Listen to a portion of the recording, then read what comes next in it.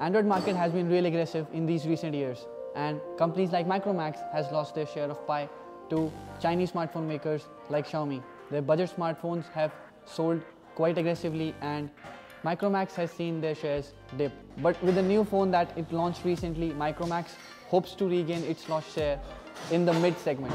The Micromax Dual 5 we're talking about today comes at a price of Rs 24,999. Coming out of the budget segment, Micromax has now paid attention to two major important aspects of the phone, that is the camera and the design. Though the Dual 5 is not the best looking phone you would see, it is of course the best looking phone Micromax has ever produced. Its strong metal unibody is finely executed. It is fully metal and there are no plastic inserts in the back cover. It has a slim profile and with curved corners and chamfered edges. The back is also curved, similar to what we saw on Moto X phones. This makes the phone very ergonomic, very easy to use with one hand and very easy to handle. The fingerprint sensor is also very easily reachable, even if you have small hands. Overall, there are very little inconsistencies with the design. The dual camera at its back is not protruding, the physical keys are tactile and the speaker placement works well.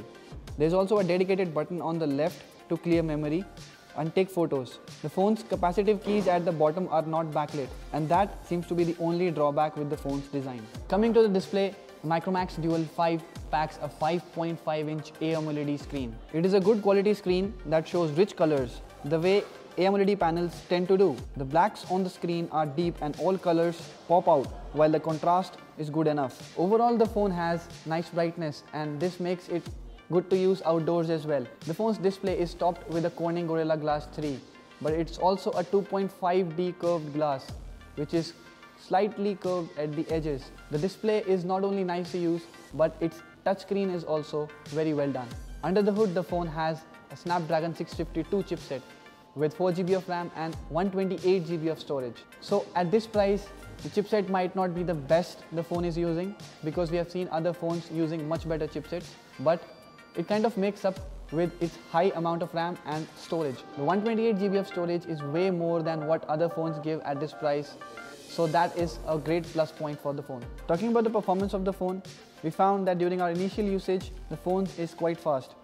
There isn't any noticeable lag while using the software, but the Android Marshmallow that is customized by Micromax on the phone has some inconsistencies.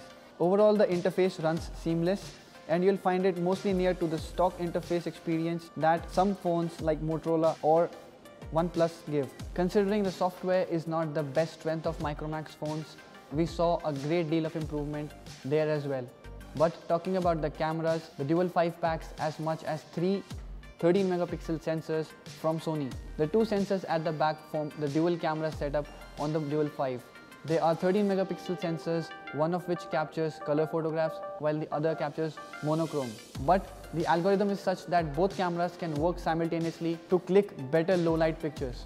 The phone's front camera is also a great shooter.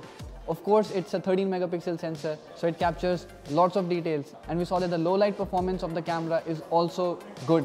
So after quite some time, we have seen a phone from Micromax that's well-rounded and done well. Its Canvas series was its best bet previously, but now the Dual 5 seems to be quite a depart from them. Micromax is back after a long time in the market, and of course it would want to break all the records with this phone. But it's yet to be seen if it performs up to the standards set by other Chinese companies in this price segment.